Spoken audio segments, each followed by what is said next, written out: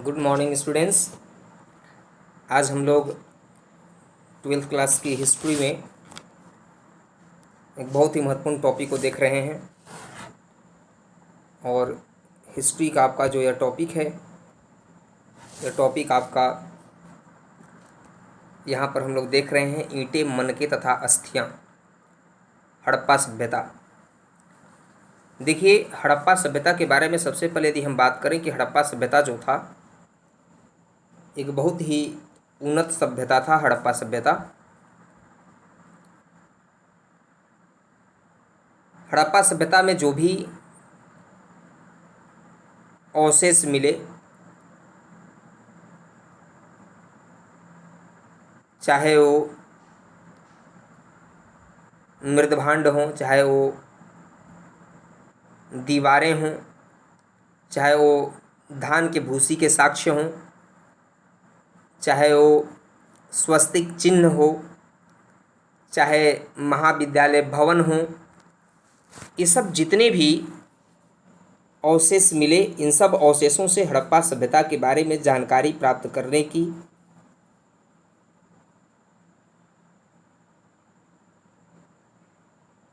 सुविधा मिलती है।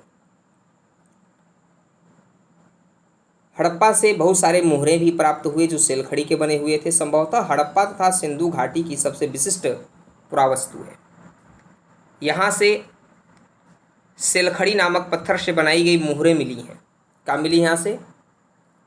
सेलखड़ी से बनी हुई मोहरें यहाँ से मिली हैं। आप देख रहे हैं यहाँ पर सेलखड़ी है,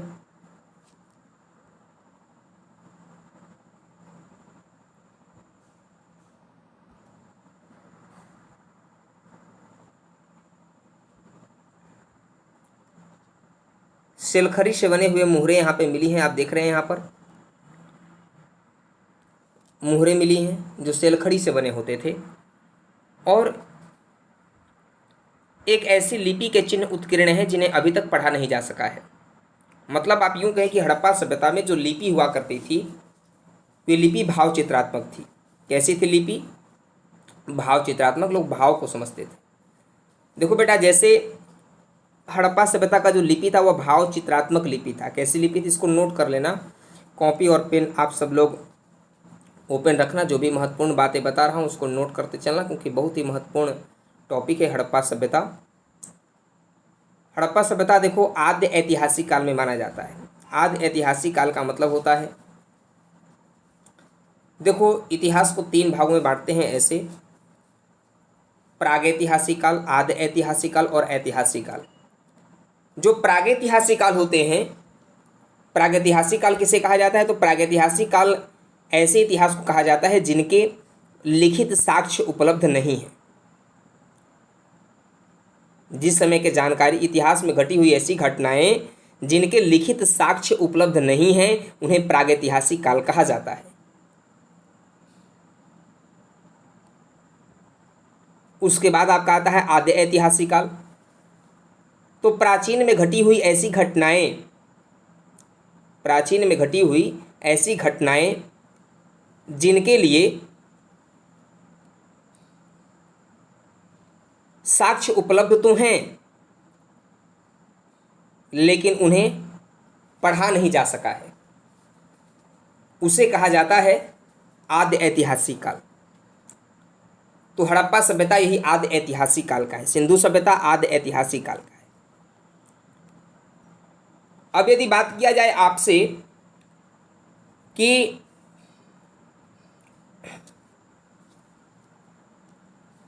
ऐतिहासिक काल किसे कहा जाता है, तो प्राचीन में घटी हुई ऐसी घटनाएं जिनके जानकारी के पर्याप्त साक्ष्य उपलब्ध हैं और जिन्हें पढ़ा जा सका है, उसे ऐतिहासिक काल कहा जाता है।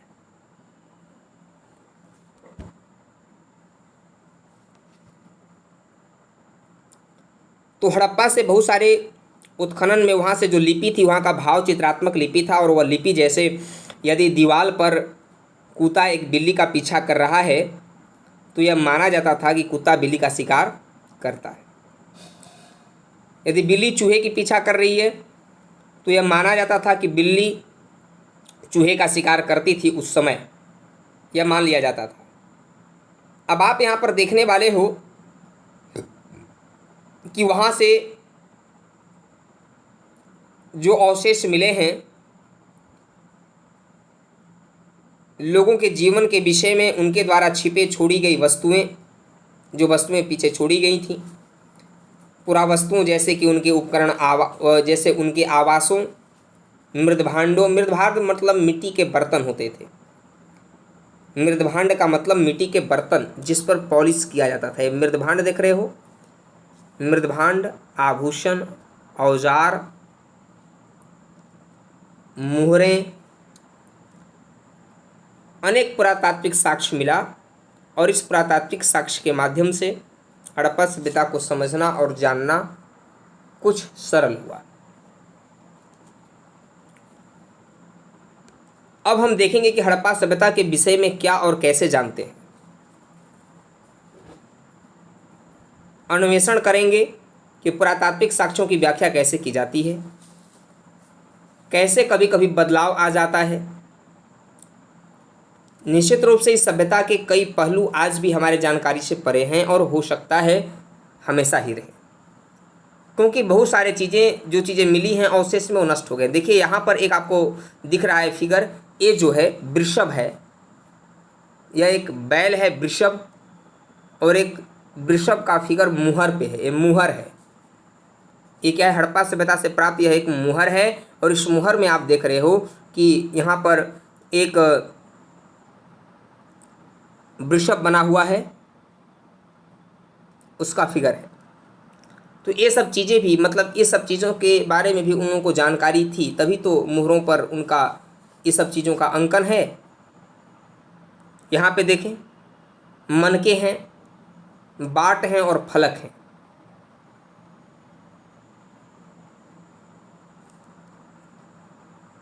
तो ये देख रहे हैं पत्थर के औजार बने हुए हैं, ये सब बाट वगैरह भी हैं, फलक हैं, मनके हैं। फलक मतलब यह फलक है आपका, इसे क्या कहोगे?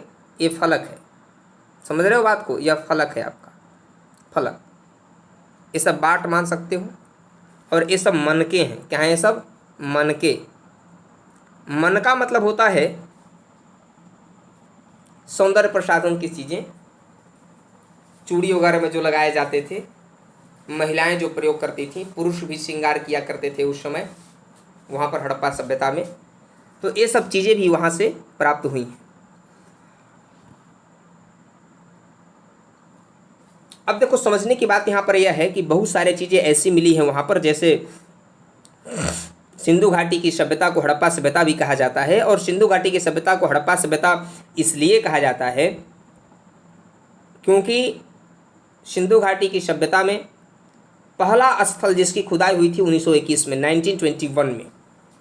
हड़प्पा की खुदाई कब हुआ था? हड़प्पा की खुदाई जो है आपका 1921 में हुआ था। हड़प्पा की खुदाई 1921 ईस्वी में, 1921 में, दयाराम साहनी के द्वारा। किसके द्वारा? दयाराम साहनी के द्वारा हड़प्पा की खुदाई की गई थी। थोड़ा सा कुछ प्रारंभिक चीज़ें मैं भी आपको बता दूं। दरअसल यह था कि जब अंग्रेज़ जब भारत में आए तो वे पहले पाकिस्तान का क्षेत्र भी और वर्तमान बांग्लादेश का क्षेत्र भी तो भारत में ही आते थे ना, भारत में ही शामिल थे दोनों क्षेत्र। ये दोनों क्षेत्र भारत में आते थे, शामिल होते थे। तो आप यहाँ पर देख रहे हो कि ये भारत में आते थे, भारत में शामिल होते थे, माने जाते थे। तो अब एक महत्वपूर्ण घटना तो यहाँ पर यह घटी, जैसे मान लो कि 1921 में हड़प्पा की खुदाई किया गया दयाराम साहनी के द्वारा। तो एक भारत का पूरा विस्तृत क्षेत्र था जिसमें आपके पाकिस्तान और बांग्लादेश दोनों शामिल थे और वर्तमान भारत भी।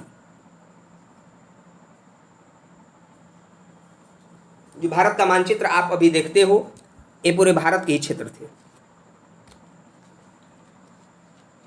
तो सिंधु सभ्यता में जो पहली स्थल की खुदाई हुई वह स्थल था हड़प्पा। और हड़प्पा से जो भी अवशेष मिले वैसे ही अवशेष सिंधु घाटी की अन्य स्थलों से भी मिलते जुलते प्राप्त हुए थे। इसीलिए सिंधु सभ्यता को हड़प्पा संस्कृति भी कहा जाता है, हड़प्पा सभ्यता भी कहा जाता है। सिंधु सभ्यता क्यों कहा गया? सिंधु सभ्यता इसलिए कहा गया क्योंकि ये जो भी स्थल खुदाई में प्राप्त हुए वे सिंधु नदी के आसपास के क्षेत्रों में ही विकसित थे। इस नदी के किनारे सिंधु नदी के आसपास के क्षेत्रों में ही विकसित थे। ये चैप्टर आज के 2300 ईसा पूर्व पहले की घटना बता रही है आपको कि 2300 ईसा पूर्व पहले लोग कैसे रहते थे, उनकी रहन सहन क्या थी, उनके रीति रिवाज क्या थी, उनकी संस्कृति क्या थी, उनकी सभ्यता क्या थी।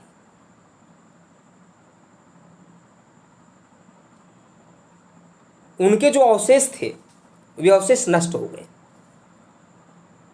कारण जो भी रहा हो, कारण अनेक हो सकते हैं। बाढ़ कारण हो कि बाढ़ आया हो और उनके पूरे भवन नदी के किनारे थे ही सब बह गए, ये भी माना जा सकता है। या फिर हमलावर माना जा सकता है कि हमलावर आए और हमलावर आकर के इस क्षेत्र को पूरा तहस नहस कर दिए। आज वही चीज़ें मैं बताने का प्रयास कर रहा हूँ कि जब अंग्रेज़ भारत में आए तो वे रेलवे ट्रैक बिछा रहे थे, रेलवे ट्रैक, रेलवे लाइन बिछा रहे थे।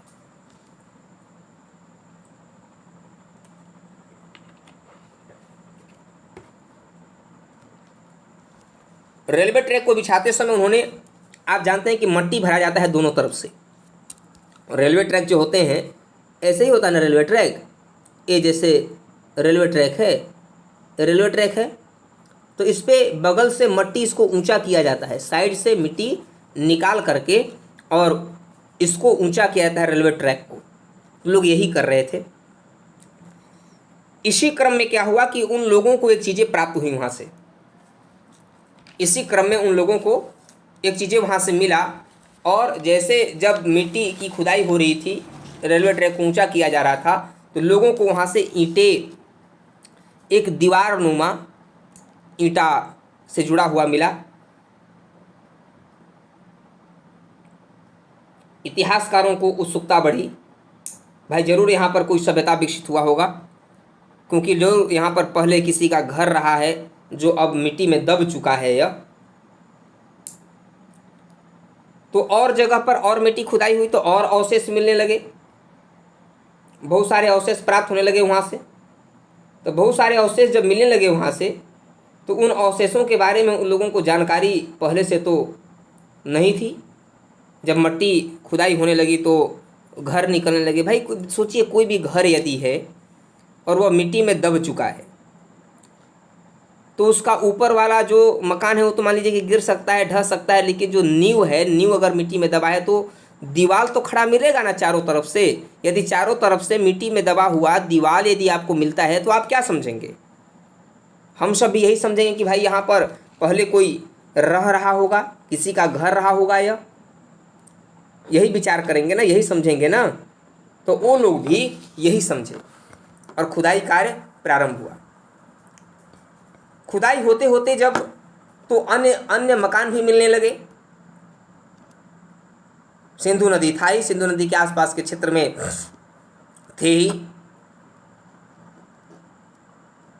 सबसे पहले हड़प्पा के टीले या ध्वंसावशेषों के बारे में जानकारी चार्ल्स मैलेसन ने दिया था। चार्ल्स मैलेसन ने सबसे पहले हड़प्पा के टीले या ध्वंसावशेषों के बारे में जानकारी किसने दिया था?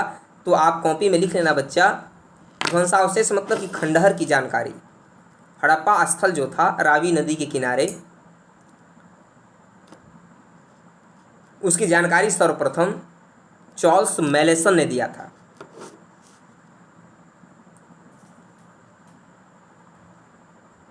जो पुरातात्विकविद हैं, संस्कृति का शब्द का प्रयोग पूरा वस्तुओं के ऐसे समूह से करते हैं जो एक विशिष्ट शैली के होते हैं और सामान्यतः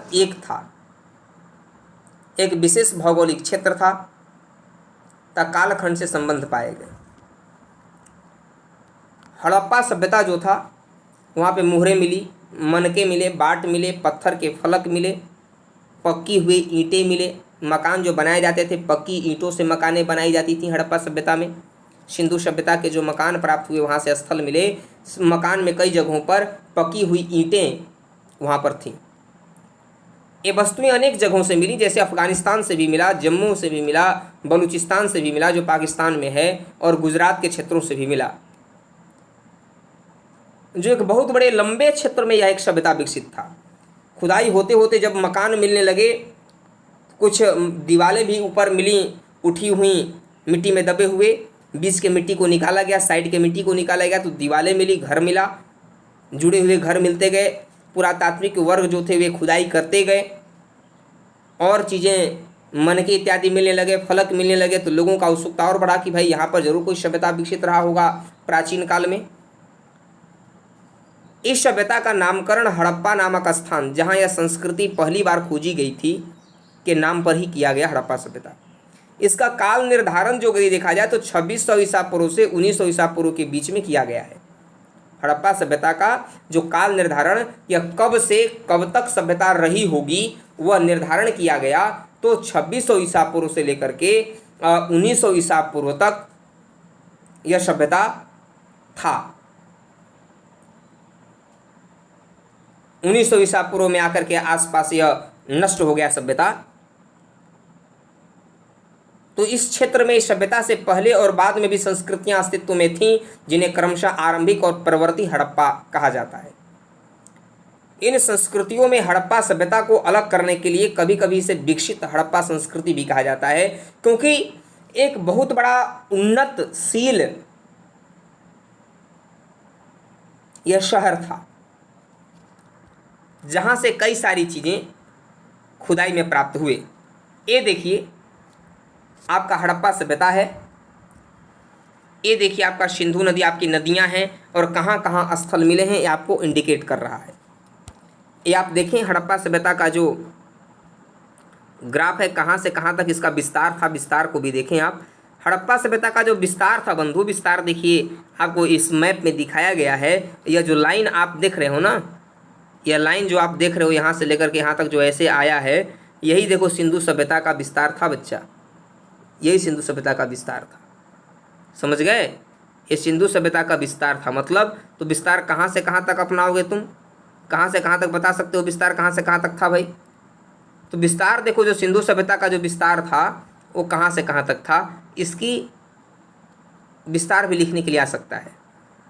तो उत्तर में जम्मू कश्मीर से लेकर, उत्तर में जम्मू कश्मीर से लेकर के दक्षिण में नर्मदा के मुहाने तक, दक्षिण में नर्मदा के मुहाने तक ये विकसित था। समझ रहे हो नहीं हमारी बात को? उत्तर में जम्मू कश्मीर से लेकर दक्षिण में नर्मदा के मुहाने तक, और पश्चिम में सुतकागेंडोर से लेकर पूरब में उत्तर प्रदेश के आलमगीरपुर मेरठ तक, पूरब में उत्तर प्रदेश के आलमगीरपुर मेरठ तक यह सभ्यता जो था विकसित था। समझ गए? यह सभ्यता कहाँ तक विकसित था? तो यहाँ तक विकसित था। और देखो अब तो और स्थल कुछ खुदाई में मिलने लगे हैं, जैसे अब आज ये भी क्षेत्र देखो आ गया है। ये तो पाकिस्तान का क्षेत्र है इधर जो देख रहे हो, लेकिन हड़प्पा सभ्यता का विस्तार देखो, यहाँ से यहाँ तक था यह। मतलब तुम्हारा एक बहुत लंबा क्षेत्र को यह कवर कर रहा था हड़प्पा सभ्यता। समझ गए? हड़प्पा सभ्यता लंबा जगह को इंडिकेट कर रहा था। ये देखो भारत में भी इसके अवशेष मिले और पाकिस्तान में भी मिले। मतलब पूरा क्षेत्र जो है रेड से जो बाहरी छोड़ा देख रहे हो, ये सब किनारा जो है हड़प्पा सभ्यता का है। और जितने भी बिंदी तुमको दिखाई पड़ रही है ये सब स्थल हैं हड़प्पा सभ्यता की। जैसे यहाँ पर देखो मांडा है, पहले नदी को देखो, सिंधु नदी देखो यहाँ है, सिंधु नदी मानसरोवर से निकलती है। कहाँ से निकलती है? तिब्बत में, तिब्बत में जो मानसरोवर झील है उसी के पास से निकलती है। आपका राकसताल झील से निकलती है आपका ये आपका सिंधु नदी। और सिंधु नदी जो है मानसरोवर झील के पास से निकलते हुए भारत के जम्मू कश्मीर क्षेत्र से आगे बढ़ते हुए पाकिस्तान में प्रवेश करती है, और यहाँ पर अरब सागर में आकर के गिर जाती है। अरब सागर में इसका मुहाना है सिंधु नदी का। अब देख रहे हो तुम कि जितने भी बिंदु दिखाई पड़ रहे हैं सिंधु नदी के आसपास के क्षेत्रों में कितने जगह हैं, और सिंधु नदी की जो सहायक नदियां हैं जैसे झेलम, चिनाब, रावी, सतलज, ब्यास, ये सब जो हैं सहायक नदियां हैं सिंधु की। सिंधु, झेलम, चिनाब, रावी, सतलज, ब्यास जो हैं सिंधु नदी की सहायक नदियां हैं। और देखो इन्हीं सब नदियों के आसपास के क्षेत्रों में जो बिंदी दिखाई पड़ रहा है ये सब स्थल हैं सिंधु घाटी की स्थल। जैसे देखो यहाँ पर मांडा है, यहाँ पर देखो ये हड़प्पा है। हड़प्पा देखो रावी नदी के बाएं तट पर था हड़प्पा। हड़प्पा कहाँ था? हड़प्पा स्थल जो था रावी नदी के बाएं तट पर स्थित था। यहाँ देखो राखीगढ़ी है, मिताथल है जो भारत में है, बनवाली हरियाणा में है, कालीबंगन राजस्थान में है, मोहनजोदड़ो है जो पाकिस्तान में है, सिंध प्रांत के लरकाना जिले में है, आमरी है, बालाकोट है, चन्हुदड़ो है, कोटदीची है, सुतकागेंडोर है, धौलावीरा है, नागेश्वर है, रंगपुर है, लोथल है। लोथल देखो यहाँ पर है। ये गुजरात में लोथल भी एक बहुत महत्वपूर्ण स्थल था जो बंदरगाह था उस समय। सिंधु सभ्यता के लोग ये जो लोथल देख रहे हो यहाँ पर गुजरात में, इसे लोग बंदरगाह के रूप में यूज किया करते थे। किस रूप में यूज करते थे? लोग बंदरगाह के रूप में यूज किया करते थे। तो ये हड़प्पा सभ्यता का मैप था। इस मैप को भी आपने देख लिया कि कहाँ से कहाँ तक यह विस्तृत था। अब आप यहाँ पे देख सकते हो कि हड़प्पा सभ्यता जो था इसका आरंभ कैसे हुआ भाई। तो यहाँ की जो संस्कृति थी बड़े स्तर पर, हड़प्पा से भी पहले कई संस्कृतियाँ अस्तित्व में थीं। ये संस्कृतियाँ अपनी विशिष्ट मृदभांड शैली से संबद्ध थीं। यहाँ के लोग कृषि कार्य भी करते थे, पशुपालन भी करते थे, शिल्पकारी में भी लोग दक्ष थे, पत्थर के औजार भी बनाते थे, मिट्टी के लोग बर्तन भी बनाया करते थे।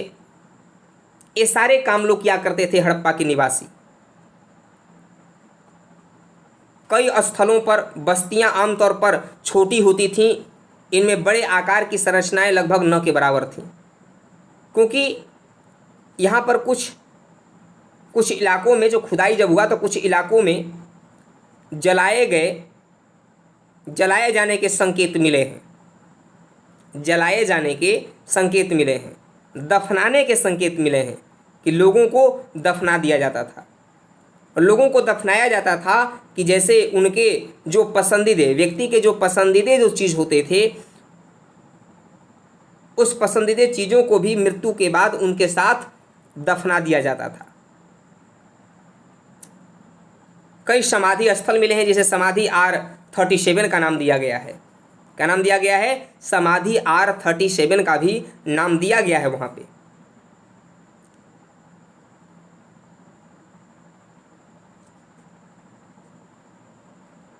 तो आरंभिक हड़प्पा और हड़प्पा सभ्यता के बीच में एक क्रम भंग हो गया, क्योंकि चीज़ें अवशेष लगातार वहाँ पर नहीं मिलने पाए, जिसके चलते वो हुए।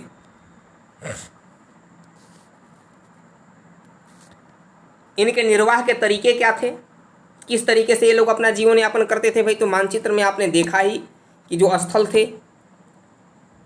अब देखो आपने मानचित्र 1 और 2 में देखा होगा। मानचित्र 1 और 2 क्या है, आओ देखते हैं।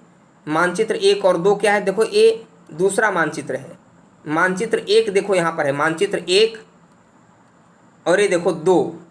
इन दोनों में देखो पता चलता है कि मोहरे पर यहाँ पर वृषभ बना हुआ है, और यहाँ पर देखो इसमें फलक है, बाट हैं और मनके हैं, मनके भी हैं यहाँ पर, जो सौंदर्य प्रसाधन के लिए लोग यूज किया करते हैं। महिलाएं करती थीं, पुरुष भी करते थे। तो निर्वाह के तरीके इनका किस तरीके के था? तो हड़प्पा सभ्यता एक विकसित सभ्यता थी, एक नगर युगीन सभ्यता थी। नगर में विकसित था यह। किसमें विकसित था? नगर में विकसित था। व्यापार युगीन सभ्यता थी, लोग व्यापार किया करते थे। कॉपी में लिखना कि हड़प्पा की सिंधु सभ्यता एक कांस्य युगीन सभ्यता थी। कांसे का बर्तन जानते हो ना? कांसे का बर्तन जो शादी ब्याह में जो चढ़ता है, तो जो मिला करके बनता है, तो वो जो कांसे का बर्तन था, इसकी ज़्यादा मात्रा यहाँ से मिला है। इसीलिए पुरातात्विक इतिहासकारों ने बताया कि यह कांस्य युगीन सभ्यता थी। यहाँ के लोगों का व्यवसाय जो था, व्यवसाय मुक्त था। व्यवसाय पर लोग निर्भर थे। किस पर निर्भर थे? लोग व्यवसाय पर निर्भर थे, व्यवसाय किया करते थे।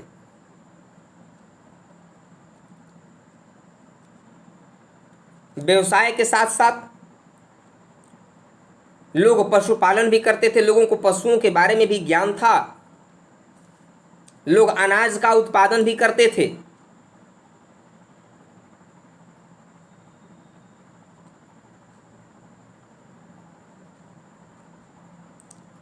ये लोग पेड़ पौधे से प्राप्त उत्पाद, पेड़ पौधे से जो भी उत्पाद मिलता था, भाई आज के भी लोग बहुत सारे भारतीय जो जंगलों में रहते हैं पेड़ पौधे से प्राप्त उत्पाद से ही तो अपना जीवन यापन करते हैं ना।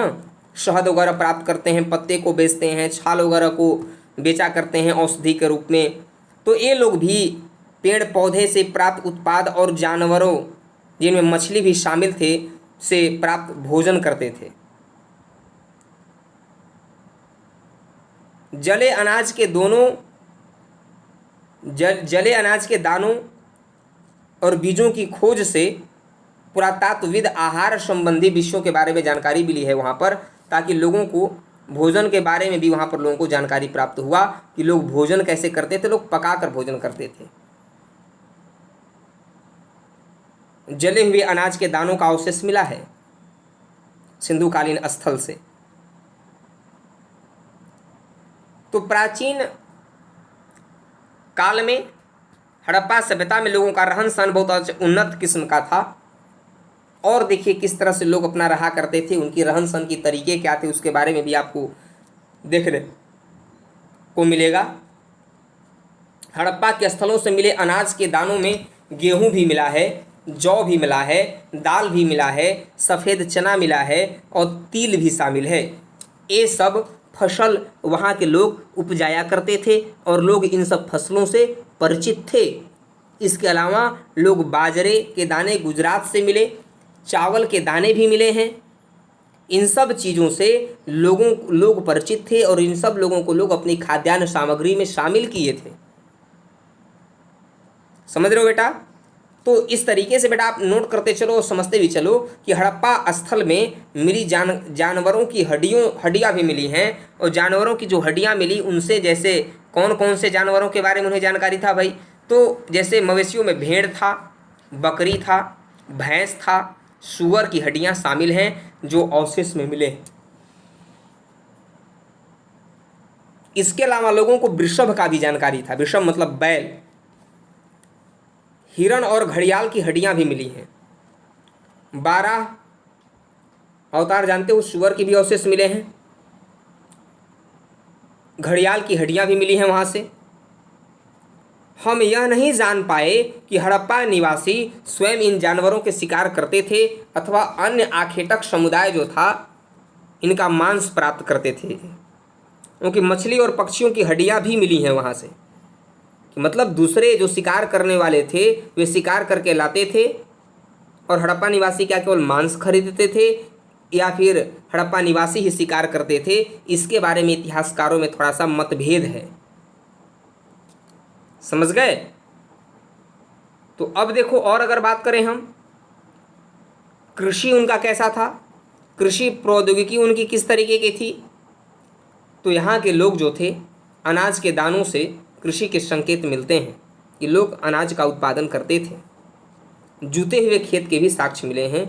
जूता हुआ खेत था उसका भी साक्ष्य मिला है जिसमें बीज की छिड़काव किया जाता था।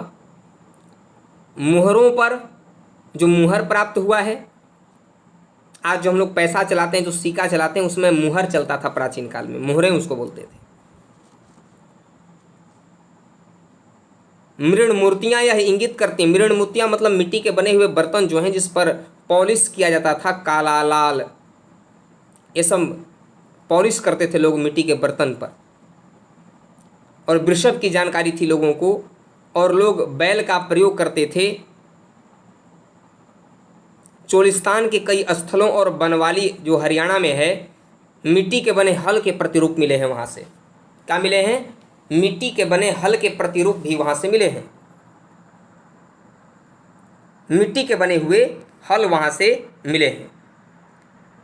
अब आप देख रहे हैं कि मिट्टी के बने हुए हल जो हैं, ये देखिए, ये वृषभ है, जो बैल आपको दिखाई पड़ रहा है, ये भी अवशेष में मिला था वहाँ पर, हड़प्पा सभ्यता में मिला, खुदाई में। तो इसे क्या पता चलता है? तो पक्की मिट्टी के बना वृषभ है, बैल है यह, मतलब इसके बारे में लोगों को जानकारी था, लोग खेत को जोतने के लिए इसका प्रयोग किया करते थे। जोते हुए खेत के साक्ष्य कहाँ से मिला, यदि पूछा जाएगा तो क्या बताओगे आप? जोते हुए खेत के साक्ष्य जो मिला है वह कालीबंगा राजस्थान से मिला है। कहाँ से मिला है? कालीबंगा राजस्थान में है। यहीं से जोते हुए खेत के साक्ष्य मिले हैं इतिहासकारों को, पुरातत्वविदों को। जो हल चलाए जाते थे तो दो समूह एक दूसरे को समकोण पर काटते थे। कैसे काटते थे? समकोण पर काटते थे, जैसे इधर से भी ऐसे समकोण पर काटते थे।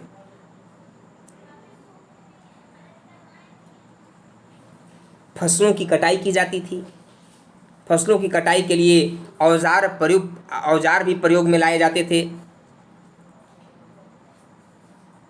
कई सारे इतिहासकार जो पुरातत्व विभाग वाले, वे औजारों को पहचानने का भी प्रयास किया कि हड़प्पा सभ्यता के लोग फसल को काटने के लिए किन औजारों का प्रयोग करते थे। पत्थर के फलक बने हुए थे, पत्थर के फलकों का यूज करते थे। धातु के औजार का भी प्रयोग करते थे। अधिकांश हड़प्पा स्थल अर्धशुष्क क्षेत्र में था। कृषि के लिए सिंचाई की आवश्यकता पड़ती थी, यहाँ पर पड़ती होगी, क्योंकि अर्धशुष्क क्षेत्र में, क्योंकि विश्व में जहाँ भी पश्चिमी भाग हैं, विश्व में अधिकांश रेगिस्तान पश्चिमी भाग में ही है। तो यह भी पश्चिम में ही है, थार रेगिस्तान के पश्चिम में ही है ना। राजस्थान का जो थार रेगिस्तान है, पश्चिमी राजस्थान का पश्चिमी भाग पूरा बालू ही बालू है, रेगिस्तान है। वहाँ पर वर्षा कम होता है, तो सिंचाई की आवश्यकता तो वहाँ पर पड़ ही रही होगी। तो वहाँ के लोग भी सिंचाई के लिए नहर का भी कुछ जगहों से अवशेष मिले हैं कि लोग जैसे वहाँ पर बहुत जगहों पर, जैसे सुरतघई नामक हड़प्पा स्थल से नहरों के कुछ अवशेष मिले हैं। किसके मिले हैं? नहरों के अवशेष मिले हैं। वहाँ से लोग नहर, देख रहे हो आप, नहर का अवशेष वहाँ से मिला कि लोग जो है सिंचाई के लिए नहर भी बनाए हुए थे, सुरतघई। परंतु पंजाब और सिंध में नहीं मिला है। प्राचीन नहरें बहुत पहले ही गाद से भर गई थी, मतलब बीच में मट्टी वगैरह पूरा गिर जाता है नहर में। नहर को साफ किया जाता है प्रत्येक वर्ष या कुछ वर्षों पर, तब नहर से पानी जाने पाता, नहीं तो मिट्टी का जब कटाव होता है तो वो भर जाता है। लोग कुओं से प्राप्त पानी का प्रयोग करते थे। कुआं भी मिला है वहाँ से। क्या मिला है बच्चा? कुआं भी वहाँ से मिला है। हड़प्पा सभ्यता के लोग कुएं का भी लोग प्रयोग करते थे। और ये सब देखो, आप देख नहीं पा रहे होगे, ये सब देखो बहुत सारे फलक मिले हुए हैं जो धातु के बने हुए हैं, पत्थर के बने हुए हैं। इन सब चीज़ों का भी लोग प्रयोग किया करते थे। और जलाशय भी मिले हैं। गुजरात में जलाशय मिला है जहाँ पर लोग पानी का संचयन भी किया करते थे। तालाब इत्यादि मिला हुआ है। कुएँ भी मिले हैं। मोहनजोदड़ो से कुआँ मिला है। कुआँ से पता चलता है कि लोग कुआँ भी वहाँ पर लोग यूज़ करते थे। देखो ये देखो हड़प्पा स्थल है, खुदाई में देखो ये पूरे मिट्टी से दब गया था। ये जो स्थल आपको दिखाई पड़ रहा है, यह स्थल जो आप देखने पा रहे हो, यह स्थल पूरा मिट्टी से दब गया था। लेकिन बीच में मिट्टी साफ जब किया गया, निकाला गया मिट्टी, तो देखो यहाँ से यह सीढ़ी मिला हुआ है। देखो ये सीढ़ी है ऊपर जाने के लिए, है ना। ये नीचे देखो यहाँ पर बना हुआ है, चबूतरा नुमा बना हुआ है, और सब में ईंटें पत्थर का प्रयोग किया गया है। मतलब यूँ कहो कि यहाँ के लोग जो हैं मकान जो बनाए थे, बहुत सुनियोजित तरीके से मकान बनाए थे। इसीलिए सिंधु घाटी की सभ्यता को नगर युगीन सभ्यता भी कहा जाता है। क्या बोलते हैं? नगर युगीन सभ्यता भी कहा जाता है। देखो यहाँ के लोग जो थे, जड़ी बूटी को कूटने के लिए, जड़ी बूटी को पीसने के लिए, है ना, मसालों को पीसने के लिए इस तरह के पत्थर प्राप्त हुए हैं वहाँ से। ये देख रहे हो, ये पत्थर जो है घिसा हुआ है बड़ा वाला, और इसके ऊपर में घिसता जाता था इससे, जिसे आज आप सिलवट कहते हो। ये यूज किया जाता था। सिंधु सभ्यता के लोग भी इसका प्रयोग किया करते थे। मोहनजोदड़ो एक नियोजित शहरी केंद्र। मोहनजोदड़ो जो था बच्चे, आपको बता दें कि जो मोहनजोदड़ो था एक सबसे बड़ी, यदि देखा जाए तो सबसे पहला शहर की खोज तो खैर हड़प्पा का था। और हड़प्पा और मोहनजोदड़ो को जुड़वां राजधानी कहा गया है। एक शहर की जुड़वां राजधानी, सिंधु सभ्यता की जुड़वां राजधानी कहा गया है हड़प्पा और मोहनजोदड़ो को। समझ गए? हड़प्पा सभ्यता का सबसे अनूठा पहलू शहरी केंद्रों का विकास था। क्योंकि शहरों का विकास बहुत ही सुनियोजित तरीके से किया गया था वहाँ पर, और वहाँ पर अनेक स्थल भी मिले।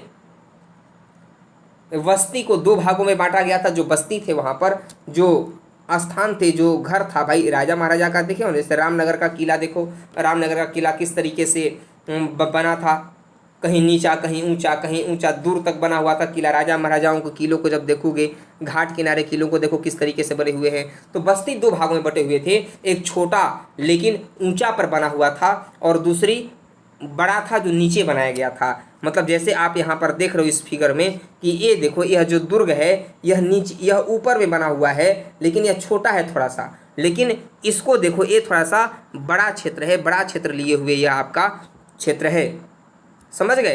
ये दुर्ग देख रहे हो आप, ये छोटा दुर्ग है। मतलब यूं कहो कि ये राजा महाराजाओं को रहने के लिए था। इसमें प्रजा वगैरह इत्यादि रहा करते थे, बड़े वाले में नीचे, और ऊंचाई पर एक शहर नुमा दुर्ग बना हुआ था, किला बना हुआ था। ये उनका स्थान था। समझ गए? ये सब स्थान थे उनके, जो अनेक चीज़ें प्राप्त हुई हैं। मैप में भी ये चीज़ें दिखाई गई हैं। तो आप यहाँ पर देखने पा रहे हो कि जब जो दुर्ग था, निचला शहर के नाम से जाना गया, जो निचला शहर था ऊपर वाला दुर्ग था। तो दुर्ग की ऊंचाई का कारण यह था कि वहाँ पर कच्ची ईंट के चबूतरे बने हुए थे। क्या बने थे? कच्ची ईंटे के चबूतरे बने हुए थे, और उसी पे भवन का निर्माण किया गया था। अब समझो कि उस समय भवन का निर्माण करने में कितने वर्कर्स लगे होंगे, कितने काम करने वाले मिस्त्री लोग लगे होंगे, लेबर लोग लगे होंगे। दुर्ग को दीवारों से घेर दिया गया था, छोटे दुर्ग को भी और निचले बड़े शहर को भी बाउंड्री किया हुआ था, घेरा गया था उन्हें। और ईंटों का लोग प्रयोग करते थे, सुनियोजित तरीके से ईंटें पका कर यूज करते थे। भवन का निर्माण कार्य चबूतरों पर एक निश्चित क्षेत्र तक सीमित था। पहले चबूतरा बनाई जाती थी, उसके बाद ईंटों का प्रयोग किया जाता था, बनाया जाता था। जो ईंटों का अनुपात था, भट्ठी में ईंट पकाए जाते थे। उस समय के लोग भट्ठी में ईंट पकाया करते थे। और उस समय भी देखो यहाँ पर लिखा गया है कि किस तरीके से लोग जो है ईंटों का जो औसतन अनुपात क्या था। तो ईंटों का लंबाई, चौड़ाई, ऊंचाई क्रमशः 4 गुनी और 2 गुनी होती थी। कैसे? 4 गुनी और 2 गुनी होती थी। इसी प्रकार के ईंटें सभी हड़प्पा बस्तियों में प्रयोग में लाई गई थी। समझ गए? नहरों का निर्माण, नालों का निर्माण, तो नाले भी बनाए गए थे, और वहाँ पर बड़े नाले छोटे नाले से मिलते थे। बड़े नाले जो थे वे छोटे नाले से मिलते। देखो ये नाला बनाया गया है, ये नाला है। देखो एक व्यक्ति खड़ा है, बीच में खुदा मिट्टी जब निकाला गया, देखो ये नाला है जिससे पानी गुजरता था। तो नाले की भी उन्नतशील तरीके से लोग अपना एक ग्रिड पद्धति से बनाया गया था इसे। और नाले भी समकोण प्रकार के थे। बड़े नालों में छोटे नाले आकर के मिला करते थे। प्रत्येक घर से, गलियों से नालियों को जोड़ा गया था। नालियां जो थीं वे दीवारों से सटी हुई होती थीं, और प्रत्येक घर से नाली निकाले गए थे, जिससे कि पानी आसानी से निकाला जा सके, उनको कोई दिक्कत परेशानी न होने पाए। आंगन भी मिला, किसी किसी खुदाई में मिला तो वहाँ पर बहुत आंगन भी मिला, बहुत बड़ा। गर्म और शुष्क मौसम में लोग खाना पकाने, आंगन खाना पकाने और कताई करने जैसी गतिविधियों का केंद्र था। खासतौर से गर्म और शुष्क मौसम में कार्य करते थे लोग। खिड़कियां जो थी, खिड़कियां भी थी, लेकिन खिड़कियां बाहर की ओर खुलती थीं। आज खिड़कियां लोग अंदर की ओर खोलते हैं, दरवाजे घर में अंदर की ओर खिड़की खोलते हैं, लेकिन पहले लोग खिड़की हड़प्पा सभ्यता में, सिंधु सभ्यता में बाहर की ओर खिड़कियां खुलती थी। समझ गए? बाहर की ओर खिड़कियां खुला करती थी। मोहनजोदड़ो से स्नानागार मिला है। क्या मिला है? स्नानाघर, जो नालियों से जुड़ा हुआ है। उसके ऊपर में कुछ घरों में दूसरे तल या छत पर जाने के लिए सीढ़ियां बनाई गई हैं, जिससे कि लोग जा सकें ऊपर में। ये देखिए विशाल ये देखो भवन मिला है, यह भवन था। भवन विशाल स्नानागार मिला वहाँ से। समझ गए। स्नानागार वहाँ से मिला, और स्नानागार भी बहुत बड़ा था। सार्वजनिक समय पर लोग वहाँ पर स्नान ध्यान किए कर रहे होंगे। तो हड़प्पा सभ्यता से अनेक चीज़ें वहाँ पर खुदाई में मिली। हड़प्पा से मिला तुम्हारा एक श्रृंग पशु का अंकन मिला, कि एक सिंग वाला गैंडा मिला था। स्वस्तिक सिंबल मिला था। स्वस्तिक सिंबल जानते हो ना कैसा होता है? स्वस्तिक सिंबल जो ऐसा था, इस तरह का जो होता है, जो पूजा करते समय लोग अपने घरों में बनाते हैं, यह स्वस्तिक सिंबल है। तो यह स्वस्तिक सिंबल जो है मिला था। तो सबसे पहले हड़प्पा की खुदाई में यह स्वस्तिक सिंबल मिला था। स्वस्तिक चिन्ह हड़प्पा की खुदाई में मिला था। समझ गए। मोहरे मिले हैं। मोहनजोदड़ो से महाविद्यालय भवन मिला है। महाविद्यालय भवन के साथ साथ अन्य चीज़ें भी मिले हैं वहाँ से। नृत्यरत नारी की कांसे की मूर्ति मिली है। नृत्यरत नृत्य करते हुए कांसे की नारी की मूर्ति मिली है, इसलिए उन्हें उर्वरा देवी माना गया। उर्वरा देवी मतलब कि उत्पादन बढ़ता था, देवी के लोग पूजा किया करते थे। हड़प्पा के लोग मूर्ति पूजक लोग थे, लोग मूर्ति की पूजा करते थे, लेकिन मंदिर बना करके लोग पूजा करते थे। मंदिर का साक्ष्य नहीं मिला हड़प्पा सभ्यता से। मूर्ति का साक्ष्य मिला, लेकिन मंदिर का साक्ष्य नहीं मिला। एक हड़प्पा से मोहनजोदड़ो से पशुपतिनाथ की मूर्ति मिली। पशुपतिनाथ जो दोनों तरफ उनका सिंह है, वो भी मिला, जिससे यह पता चलता है कि उन्हें उनका पूजा किया जाता था। ये देखो मृदभांड बर्तन हैं, सब बर्तन मिले। ये माला वगैरह जो बनाए जाते थे, लोग उस समय के लोग बनाते थे। तो पशुपतिनाथ की वहाँ से मूर्ति मिली, और ये बताया गया कि पशुपतिनाथ का जो मूर्ति था वह बहुत ही उन्नत था, और वही उसी को आद्य शिव कहा गया। क्या कहा गया उसको? आद्य शिव कहा गया था। आद्य शिव, समझ गए। आद्य शिव उसे माना गया और उनकी पूजा किया जाता था। लेकिन यह सभ्यता मातृसत्तात्मक था, इस बात को याद रखना। क्या था? मातृसत्तात्मक व्यवस्था था यह। और यहाँ के लोग व्यापार भी करते थे, जैसे अफगानिस्तान से करते थे, साउथ से करते थे, सीसा मंगाते थे। राजस्थान में खेतड़ी का खान है, जहाँ से तांबा मंगाया करते थे। क्या मंगाते थे वहाँ से लोग? तांबा मंगाया करते थे। तो इस तरह से आपने कुछ संस्कृति देखा, हड़प्पा सभ्यता के बारे में, रहन सहन के बारे में देखा, उनके रीति रिवाज के बारे में देखा, वे किस तरह के उनके भवन थे, उनका विस्तार कहाँ से कहाँ तक था, और सिंधु सभ्यता के निर्माता कौन थे? तो द्रविड़ लोग थे, जो साउथ में, जो साउथ के लोग जैसे हैं ना काले, वो द्रविड़ थे। सिंधु सभ्यता के निर्माता द्रविड़ को माना गया है अधिकांश विद्वानों के अनुसार। तो इन सब बातों को आप नोट कीजिएगा, याद कीजिएगा, यहाँ तक आप पढ़िएगा। कुछ क्वेश्चंस आपको मैं दे रहा हूँ, लिखने के लिए क्वेश्चन लिख करके भेजिएगा। एक क्वेश्चन लिखिए, अपने कॉपी में नोट कीजिए कि सिंधु सभ्यता की विशेषताओं का वर्णन करें। सिंधु सभ्यता के विशेषताओं का वर्णन करें। यह क्वेश्चन सारे लोग लिख करके भेजेंगे।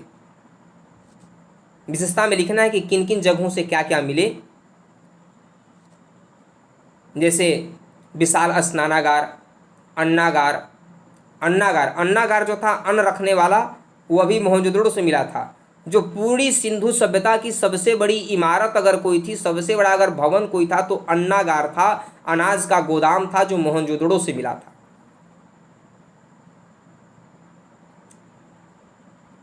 सड़कें समकोण पर काटती थीं, खिड़कियां बाहर की ओर खुलती थीं, बड़ी नालियाँ, बड़े नालियों में छोटी नालियाँ आकर मिलती थीं, वो भी समकोण पर काटती थीं।